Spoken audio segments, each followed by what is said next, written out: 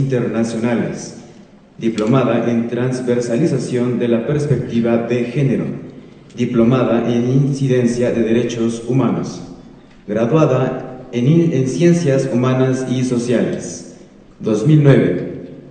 Actualidad jefa del área de género, violencia y derechos humanos del Fondo de Población de las Naciones Unidas en México, punto focal de género en Naciones Unidas a nivel regional, 2004-2009. Save the Children, coordinadora de país en Perú, 2002-2004, oficial de programas en el movimiento Manuela Ramos de Perú, 2001-2002, oficial de programas en la Agencia Española de Cooperación Internacional en la selva amazónica.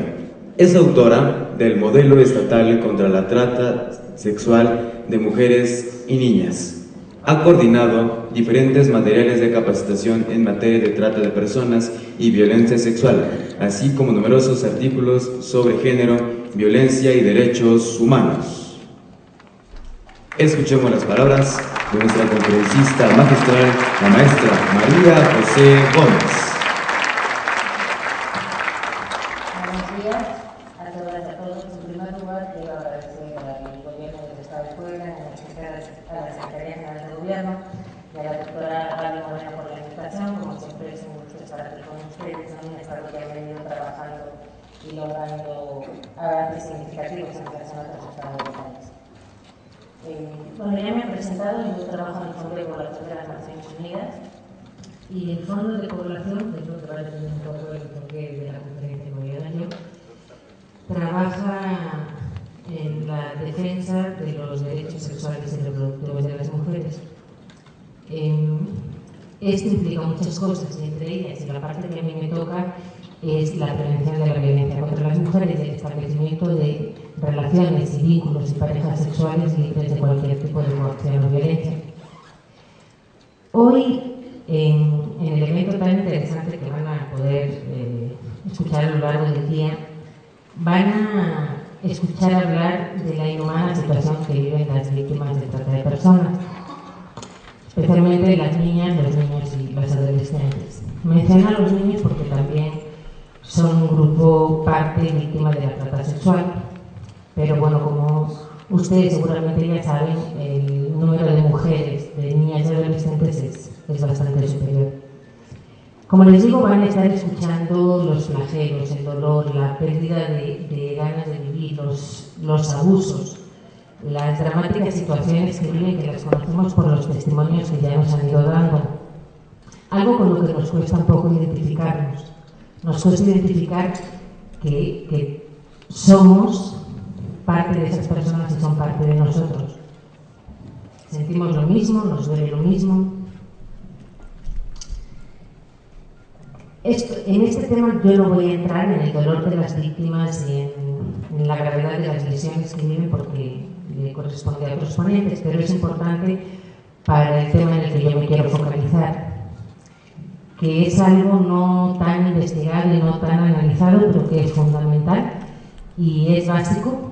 Si no avanzamos en este tema no vamos a acabar con la trata sexual de mujeres y niñas, y tiene que ver con la demanda de estos servicios, que seguramente también han escuchado hablar, pero tenemos que decodificar un poco más y que entender quién es esta demanda.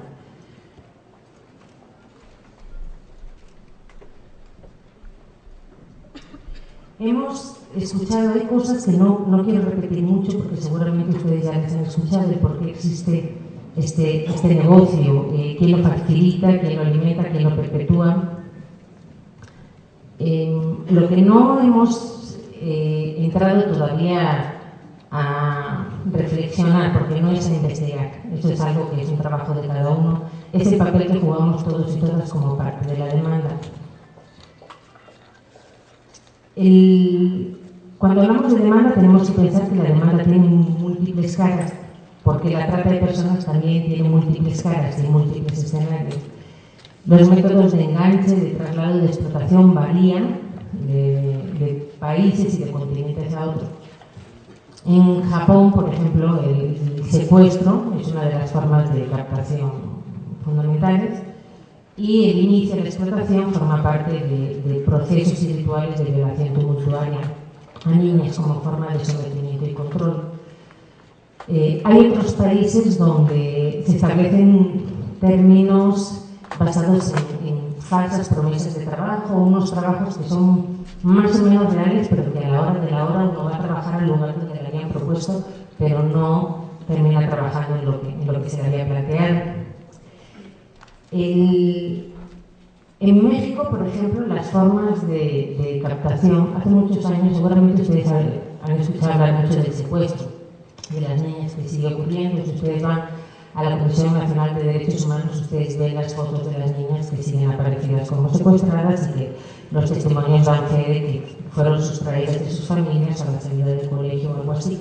Esto ha ido cambiando, porque el secuestro es muy caro y tiene muchos riesgos. ¿Por qué vas a secuestrar a alguien que el traslado va a ser sumamente difícil y que las sanciones penales a las que uno se enfrenta son superiores, cuando puede ir el mercado haciéndose más innovador y utilizando otras técnicas como la persuasión o el enamoramiento? Y de este punto también creo que va a hablar más tarde uno de los colegas. Si este negocio con toda su pluralidad existe y persiste para enriquecer a unos pocos como otros negocios, ¿no?, donde a cuenta de la gente más vulnerable y la gente más pobre, a cuenta de esa explotación o ese trabajo, es que hay un grupo más pequeño que se ve beneficiado. El grupo que se beneficia, por supuesto, es uno de los focos de la demanda, que son los explotadores y los tratantes. Este dinero, lo que ha venido ocurriendo es que se va incrementando. Cada vez hay más dinero en este negocio. Por lo tanto, cada vez hay mayor cantidad de personas y de redes que están dispuestas a sustraer, engañar a niñas para explotarlas sexualmente. Pero, este es el punto, creo, más importante, la trata sexual de mujeres y niñas, la explotación sexual de niños y niñas, no existe porque haya tratantes que se encargan de captar a estas niñas. La trata sexual existe porque hay mucha gente, un número mucho mayor que estos tratantes, que está dispuesta a pagar por el producto de esa explotación, que es esta demanda. He dicho hace un momento que parte de esa demanda somos todos y todas, y no nos lo creemos así de entrada, pues qué culpa tengo yo. Tal vez sea esta parte de responsabilidad que tenemos, también sea porque las personas que estamos acá, o tal vez, claro, acá estamos más o menos sensibilizados con el tema y no tanto, pero la sociedad civil comparte discursos muy similares a los que tienen los clientes para obviar esa explotación y a los que tienen los tratantes para iniciarse en ese negocio. Muy rápidamente, ¿dónde empieza todo esto? Me tengo que ir a una situación un poco anterior.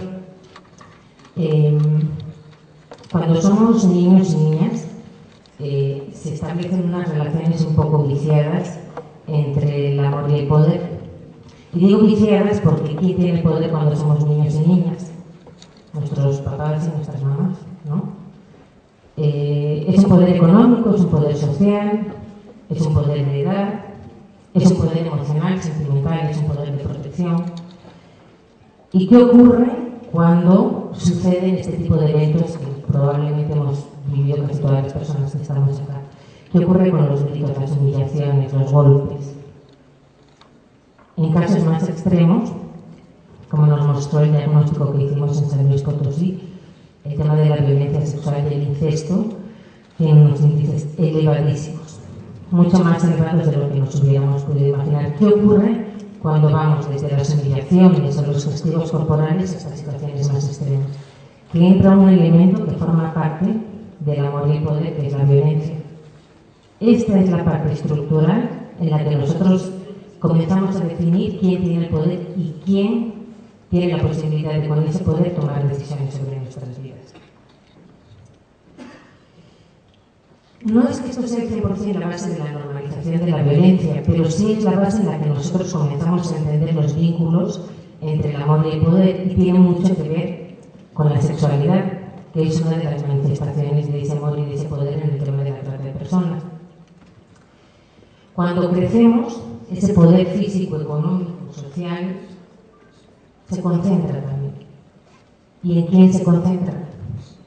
Pues en adultos, sobre todo en varones, el poder económico, el poder social, el poder comunitario.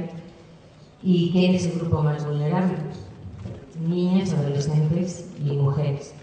También niños, pero desde este enfoque de género son las niñas, adolescentes y mujeres. En ambos escenarios, seguramente ustedes lo han vivido y lo van a recordar, han pasado por eso, o lo han vivido de sus papás, o ustedes lo han hecho con sus hijos e hijas.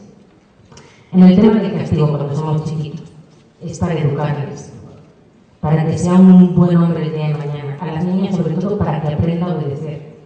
Para eso se las castiga y para eso se las riñe. Esa es una forma de justificar la violencia. Pero eso no es cierto. No es cierto que uno pueda educar a un niño o a una niña pegándolo, golpeándolo, abusándolo sexualmente, ¿no? No hay ninguna ley, ninguna norma que diga que eso es posible. Más bien hay leyes y normas que dicen que eso no es posible. Y que estos grupos de niños y niñas son mucho más vulnerables y que por lo tanto hay que protegerles. Y en el tema de la explotación sexual, la justificación es diferente, pero se establecen los mismos términos. Lo hacen porque quieren, han dado consentimiento, si no quisieran no lo hacían, aunque son niñas, saben lo que hacen. Siempre los seres humanos encontramos razones válidas para justificar el uso indiscriminado de la violencia. Esto no está alejado, no es algo que está al margen del tema de la explotación sexual, forma parte de todo esto, entre otras muchas cosas más. Entrando ya específicamente, y teniendo en cuenta este panorama que acabo de mencionar, están los tipos de demanda. Si este negocio tiene que ver con hombres, si tiene que ver con comercio, si tiene que ver con impunidad, pues será allí donde tengamos que poner el foco. Un tipo de demanda que ustedes identifican claramente, están los tratantes y están los explotadores. Los tratantes es esta gente que todos pensamos que son malvados y malditos, que se encargan de captar a estas niñas para llevarlas a locales de explotación, a locales o a la calle, a hoteles, centros de masaje, de igualdad, etc. El explotador, que es el dueño de estos locales, viene a ser el intermediario. Elige el producto, busca que sea de cierta calidad y que sea barato para explotarlo obteniendo el máximo rendimiento. Creo que no hay ninguna duda, creo que hay un consenso absoluto que esta gente no nos guste, que esta gente es mala y que esta gente no la queremos como parte de la sociedad. Hay un consenso general, creo, a ese nivel. Nadie respeta que hay personas que estén haciendo tanto daño y que estén siendo tan crueles. Pero aquí entramos en el segundo grupo de la demanda, que son los clientes, los consumidores. Ustedes han escuchado hablar mucho de este tipo de demanda. Son las personas que pagan por el producto de la trata. ¿Y qué ocurrió? ¿Por qué los otros eran los malos y estos clientes, que es por quienes sobrevive el negocio, hay toda una serie de justificaciones para que ya no sean malos y no sean malvados, sino que tengamos dudas y tratemos de justificarlo? Ahí hay algo que tiene que ver con el peso de la cultura y el valor cultural. Esto puede desanimar un poco, porque si hay que cambiar la cultura, está difícil, ¿no? Pero en verdad hay acciones un poco más concretas para proteger a estas niñas. Estos clientes, cuando un cliente va a consumir sexo, no les ponen una fila delante, ¿verdad? Aquí están las niñas de menos de 18, aquí están las prostitutas, aquí están las víctimas de trata adultas. Eso no existe. Y los clientes, bueno, pues según las encuestas y lo que manifiestan, no piden el DNI, no le dicen de usted historial para que yo sepa que esta persona efectivamente está ejerciendo su derecho a hacer con su cuerpo lo que quiera. Y en todo caso, que fuera así, aunque pensáramos que son clientes con un criterio armado y establecido, no se puede dejar en manos de los clientes el futuro y la fatalidad de la vida de estas niñas. En el caso de los clientes, cuando uno trata de justificarlo, hay tantos argumentos para echar estos discursos abajo. Las encuestas dicen que las prefieren jóvenes, por varios motivos, entre ellas porque pueden ejercer un poder mucho mayor. Las prefieren jóvenes también porque hay cosas que pueden hacer con ellas y manejarlas a su antojo, cosas que sus mujeres no quieren hacer. Algo presupone que todo eso que todas las mujeres no queremos hacer, si hay un grupo de mujeres y de niñas que está dispuesta a hacerlo. Esa es una de las cosas que hay que comenzar a decodificar. Cuando los clientes hablan y dicen, no, yo tengo sexo con mujeres adultas, es una relación de igual a igual y es un intercambio de sexo por dinero. Nunca nunca se menciona el dolor que hay detrás de la vida de esa mujer. Nunca. Eso nunca se visibiliza en ninguno de los discursos de los clientes. Otro grupo que forma parte de la demanda, esto es un poco más complejo, conflictivo y mucho más amplio y da para una ponencia, una clase de 5 horas entera, es los países emisores y receptores. La falta de control fronterizo para la salida de estas niñas es absoluto. Yo se lo cuento, viajo mucho a nivel internacional, muchas veces viajo con mi hija y yo llevo el permiso de salida, si viajo sola con ella, ¿verdad? Nunca en migración me han pedido un documento. Entonces yo voy a migración y digo, señores, ¿a quién le tengo que entregar esto? Porque es el permiso de salida que ustedes tienen que pedir. Uno se gasta 2.500 pesos, ¿verdad?, en que le hagan el documentito cada vez que uno viaja. Por lo menos recíbanmelo. No, es que así vemos, se parece, está bien. Se parece, está bien, claro. Entonces miro el reloj y digo, tengo 15 minutos para darle una charla a este hombre rápida y que por lo menos a partir de ahora este hombre, aunque todos los demás no, se dediquen a pedir estos papeles. Estos estados, con su falta de control fronterizo, con sus leyes ambiguas y abiertas en el tema de la explotación, países que permiten, México tiene un avance en ese sentido, que permiten anuncios en prensa que hablan de comercio sexual y que permiten que se publiquen sin saber qué es lo que hay detrás, ¿no? Estos anuncios que vemos de chicas, sets y todo lo demás, nadie sabe lo que hay al otro lado de ese teléfono, ni lo que está pasando al otro lado de ese teléfono. Mientras no tengamos la capacidad para verificar eso y se establecen estrategias para verificarlo, eso no debería ser posible, porque gran parte de la trata sexual se esconde detrás de esos anuncios que ustedes ven en prensa. Hay algunas experiencias muy buenas en México de periódicos que se han negado, así la pérdida de dinero que eso les ha supuesto, que se han negado a tener este tipo de publicidad. También hay otros temas ambiguos. Hay países, no voy a entrar mucho, pero sí lo voy a mencionar varias veces. Hay países que tienen una postura, bueno, todos tienen una postura frente a la prostitución. Puede ser de legalizar la prostitución, puede ser de prohibirla, pueden ser algunos elementos intermedios, puede ser la sanción al cliente y la protección a esa mujer entendiendo que es una víctima, etc. Los países que legalizan la prostitución y no tienen mecanismos para garantizar que efectivamente esas mujeres están haciendo un uso libre de su cuerpo, están fomentando la trata de personas. Y es evidente porque el mercado de la trata sexual de mujeres y niñas no se da de manera aislada en relación con, no sé, en los campos deportivos, no se da en las iglesias, no se da en las universidades, se da mayormente en los lugares donde se da el mercado del sexo.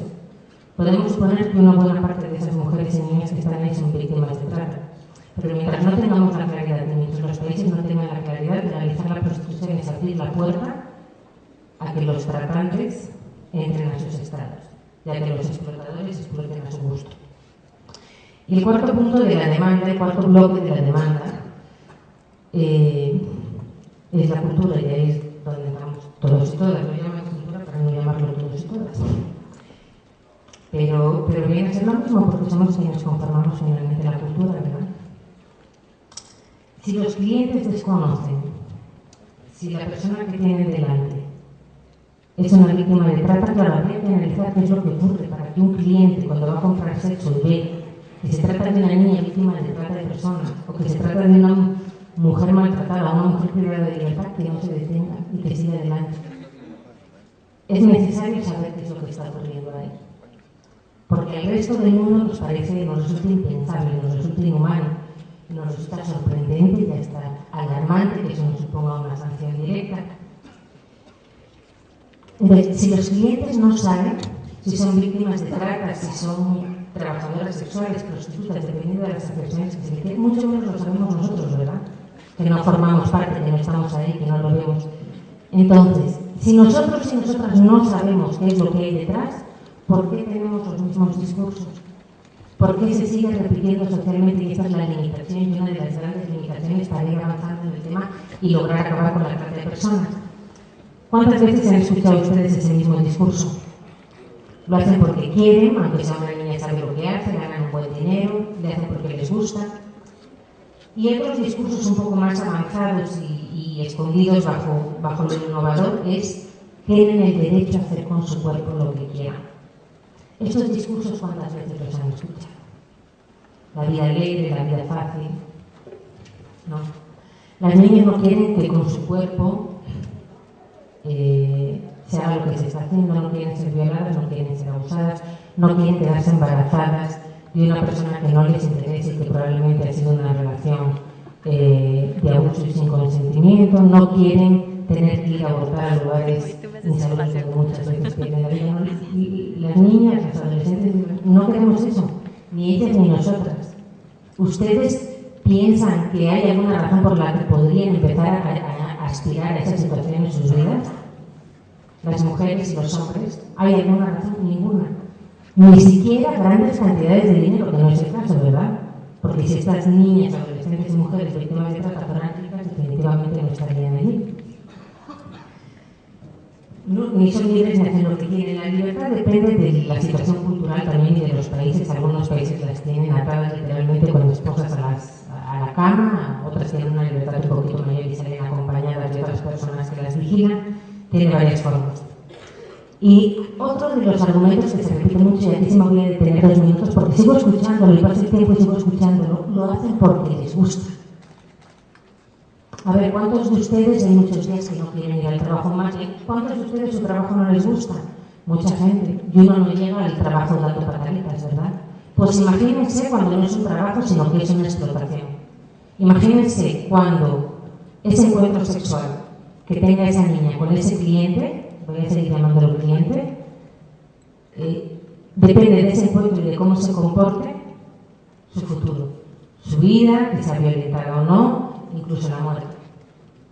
Pues claro que sonríen. Sobre todo sabiendo que si en lugar de pataletas sonríen y hacen lo que el cliente espera, pues eso dura menos tiempo, ¿no? Forma parte del negocio. Forma parte del negocio que el primer grupo de la demanda, que eran los tratantes y los explotadores, nos han creado. Esas luces de neón, ese mundo de placer, que esconde y que no menciona en ningún momento esa situación tan dramática que se esconde detrás del neón. Y se puede, es un negocio que ha invertido mucho, lo ha hecho mucho mejor que nosotros. Han invertido mucho y nos hemos creído que era un mundo de desenfreno, de alegría, de diversión, donde había un montón de niñitas, niñitos, adolescentes que estaban felices de estar ahí para recibir a quien quisiera llegar. Y nos lo hemos creído. Y por eso como cultura tenemos esos discursos, porque nos lo hemos creído. Y seguimos justificando muchas de estas formas de violencia.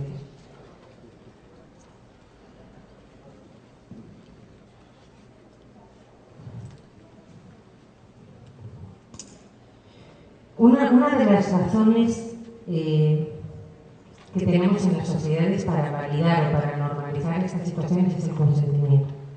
El consentimiento que pueden dar estas niñas adolescentes, decimos, pero ¿se han consentido? Si es que lo han hecho porque querían. El consentimiento, señoras y señores, felizmente no depende del criterio que tengan ustedes o que tenga yo. El consentimiento depende de unas condiciones previas de vulnerabilidad de esa persona y las otras opciones que tenga en su vida para sobrevivir fuera de la explotación. Cuando ustedes hablen de consentimiento, tienen que pensar por un ratito, cuando vayan escuchando a los otros ponentes, pensar por un ratito lo que hay detrás y quién lo está generando. Son elementos básicos que en cualquiera de las iniciativas que se trabajen, ya sea a nivel político, a nivel de organizaciones de la sociedad civil, tiene que ser contemplado y necesariamente tiene que ser abordado. Negamos que ser niña, adolescente, mujer, y mucho más ser pobre, no haber tenido acceso a educación. Casi ninguna de las víctimas ha tenido acceso a educación secundaria, que vienen de situaciones de violencia previa. Lo negamos porque no lo conocemos o porque el negocio se ha encargado de que no lo veamos. Y lo negamos.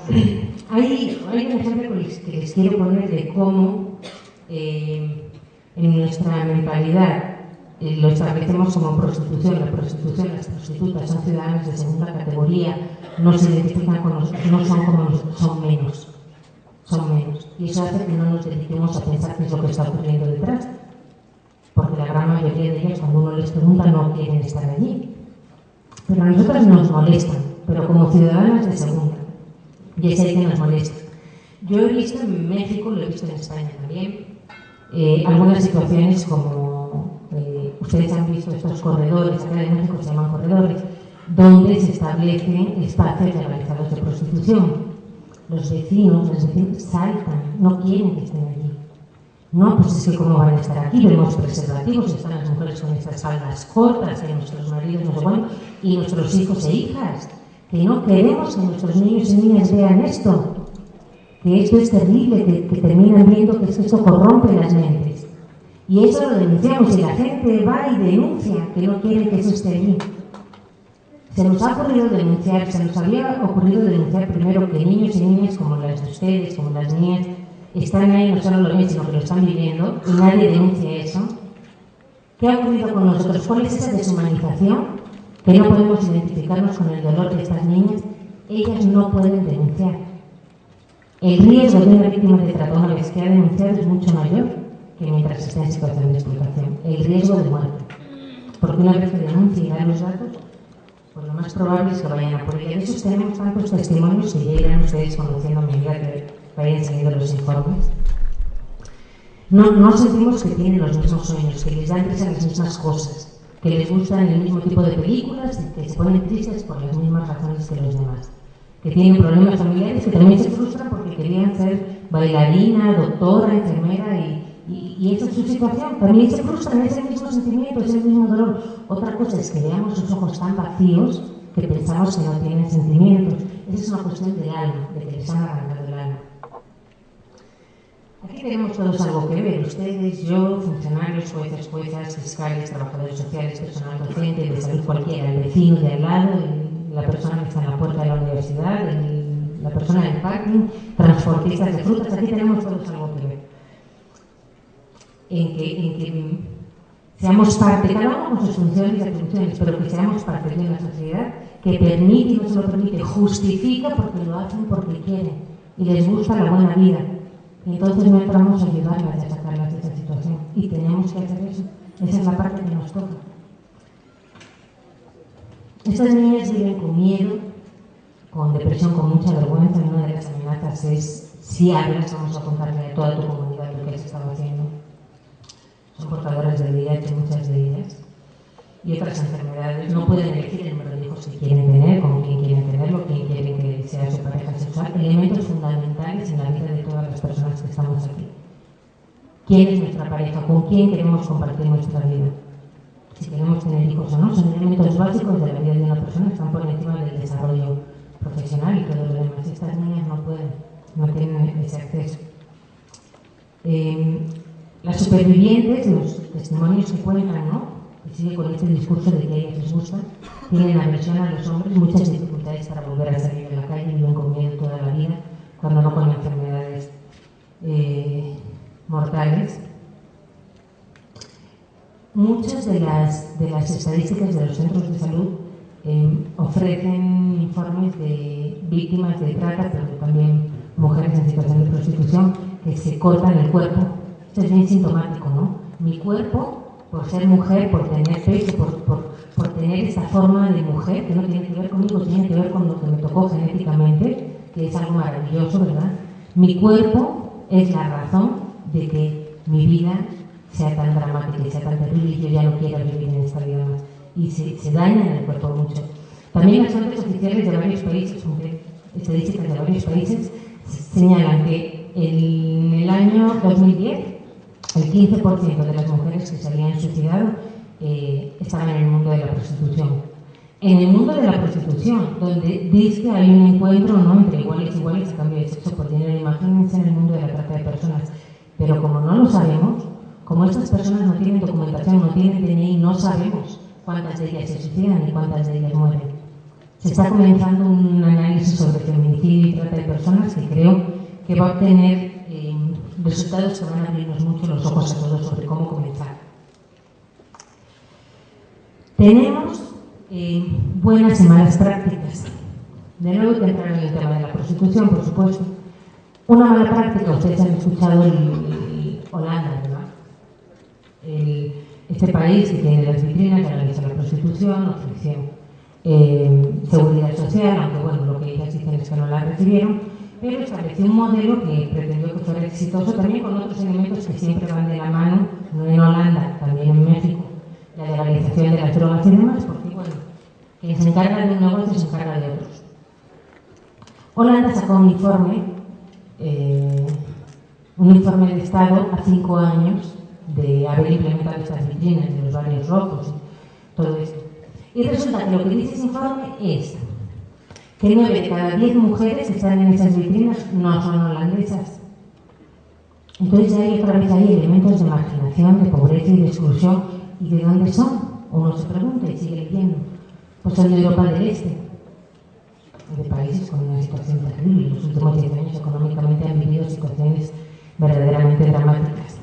Ustedes díganme, en Holanda, que para conseguir una visa, no es como en España, como en Francia, no.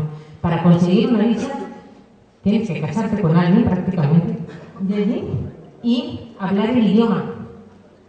Por lo tanto, desde que te ofrecen una visa temporal hasta que te ofrecen la visa final, las habilidades que uno tenga para desarrollar ese idioma, pueden ser 5 o 6 meses.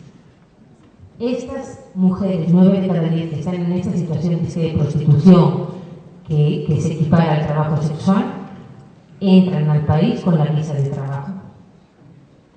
Y lo que está detrás que son redes de tratantes. De nuevo nos encontramos que se legalizó la prostitución y se quiso poner como ejemplo mundial, y esto estaba de la mano de las redes de tratantes. Ejemplos positivos que también tenemos, y yo no voy a decir que sea el mejor, pero voy a decir que es el único que tenemos y que haya demostrado algo. Uno tiene que revisar cuáles son los países que han tenido estrategias que realmente han logrado disminuir el número de víctimas de trata de personas. Ahí es donde uno tiene que empezar, cuando quiere imitar algo y traerlo aquí rompiendo barreras culturales. Tenemos el ejemplo de Suecia, Noruega, otros muchos países, pero tenemos el ejemplo de Suecia y lo pongo porque se llama el modelo sueco.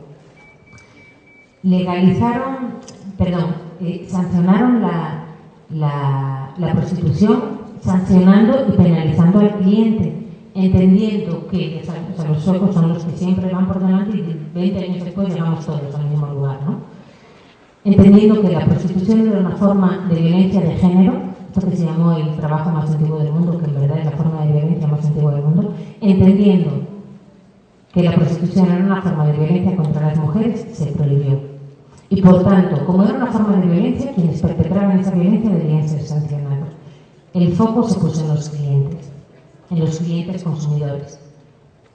Esto hizo que de 400.000 víctimas de trata que habían pasado por Suecia en el año 2007, en el año 2009 eran 13.000.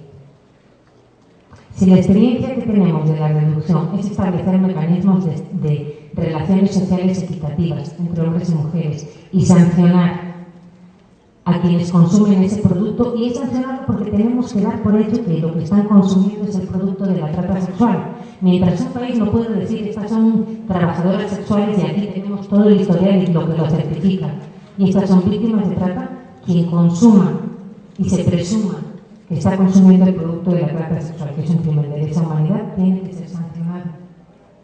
Las sanciones tienen diferentes formas. Para concluir ya, porque creo que ya me toca, decir que estas niñas, adolescentes y mujeres son pobres, son niñas que no han alcanzado, como he dicho, la educación secundaria, no tienen posibilidad de plantearse si quieren ser profesionales, estudiar en una universidad, no hay esa posibilidad. Muchas de estas niñas que están allí y adolescentes han sufrido abuso sexual o otro tipo de violencia en su casa o en la comunidad primero, y ojo, digo en la comunidad porque ustedes dicen yo estoy libre en mi familia, ¿verdad? Pero la violencia comunitaria es invisible y las niñas no lo cuentan porque sí hemos aprendido que el tema del sexo sin consentir es algo malo y que te hace sentir culpable. Hay que analizar y revisar bien todos estos elementos que nos llevan a reflexiones medio extrañas. Voy a mencionar una de ellas. Hay una extraña reflexión. La explotación sexual, ya saquémoslo del marco de la definición de la trata de personas. La explotación sexual de niñas, niñas y adolescentes es terrible, es tremenda. Hay un consenso general. Como que los tratantes son malos, hay un consenso general que esa explotación no es válida para nadie. En el tema de las mujeres adultas, ahí se disparan y se dispersan un poco las opiniones, pero en el tema de la explotación sexual hay una claridad. Es terrible, está mal, es dolorosísimo, es algo dramático, es algo que una sociedad no puede permitir. Hasta los 18. Una vez que cumples 18, 19, es algo que tú haces de manera voluntaria. Esa reflexión es bien extraña. Se presupone que algo dramático, hasta una fecha, pasada esa fecha, pasados 3, 4 días de esa fecha, ya se convierte en algo válido, en una transacción normal. Esa es una reflexión interesante que hay que hacer. Que se puede acabar con la trata, se puede. Ustedes conocen el proceso de la esclavitud. Si no, yo se lo resumo rápidamente, pues en el siglo XVII se elegía grupos de población por una condición que era la raza de personas negras para ser explotadas en otros países donde hubiera una demanda que quisiera pagar por los servicios de esa explotación. Bueno, es lo mismo. Es la misma situación, solo que si en ese momento eran personas de raza negra, ahora se trata de mujeres y niñas, pero es la misma situación de explotación, lo mismo, tiene un producto, una demanda y una forma violenta de aprovecharse de una vulnerabilidad. Y se pudo acabar con la esclavitud de la que les acabo de mencionar, en el siglo XVII. Seguramente vamos a poder acabar con esto, un ejemplo mucho más fácil y sencillo. Desde que salió la ley que prohibía fumar en lugares públicos, la gente no fuma en lugares públicos. ¿Cómo es posible que fumadores y fumadores hay muchos y se trata de una adicción, verdad? Y se logró acabar con ellos de una forma muy rápida. No se trata de acabar con los clientes, tampoco se trata de acabar con los fumadores, sino que las personas ejerzan su derecho sin hacer daño y atentar contra la salud de otras personas. Y ese es el razonamiento que tenemos en la cabeza, ¿no? No se puede fumar en lugares públicos porque se dañan a otras personas. Y se logró muy rápido. Era un discurso muy simple. No es posible que en algo con consecuencias mucho más dramáticas y donde se involucra otro tipo de organizaciones superiores y más fuertes, que no se pueda acabar con ello. No es posible. Hay elementos que no se quieren ver y que no podemos ver para que eso no se logre. Supongo que se va a plantear, y con esto voy a cerrar, que debe ser analizada y discutida la relación entre la trata y la prostitución. Estamos perdiendo muchísimo tiempo en ese análisis. Estamos perdiendo muchísimo tiempo por no tener a gente experta que pueda dar fe de ambas posturas y tomar decisiones a nivel de los estados. Y con esas decisiones comenzar a intervenir y comenzar a ir a rescatar y a buscar a esas niñas. El discurso de la trata y la prostitución nos está impidiendo que se rescaten a esas niñas. Ese discurso ya tiene que acabar. Y lo que se tiene que pensar es que hay grupos de mujeres que viven situaciones dramáticas de vulneración de derechos y que hay que ir a por ellas. Y ahí identificar las que son trabajadoras sexuales que seguirán haciendo lo que estén haciendo y esas niñas tienen que ser rescatadas y puestas a salvo. Y debe garantizarse su integridad y que puedan continuar en la medida de lo posible una vida normal, que es muy difícil. No hay un indicio, según lo que yo he dicho y ustedes pueden plantear, no hay un indicio más claro de la vulnerabilidad de los niños y niñas que el derecho de los adultos a golpearlos a su antojo, a abusar de ellos a su antojo. No hay un indicio tan claro de vulnerabilidad y de poder, de vulnerabilidad de niñas, adolescentes y mujeres y de poder entre hombres como la posibilidad de los hombres de, en el nombre del poder y del placer, destrozar la vida de miles y millones de niñas para disfrutar de su cuerpo a su antojo. Estas niñas tienen aspiraciones y nosotros todos y todas quienes estamos aquí tenemos parte de responsabilidad y obligación, sobre todo las personas que trabajamos en el tema y a nivel político, de saber qué es lo que quieren estas niñas, qué es lo que quieren hacer con su vida. Y de ahí, en la medida de lo posible, ofrecerles las capacidades y las habilidades para que las desarrollen y que por fin puedan avanzar hacia ella. Muchas gracias.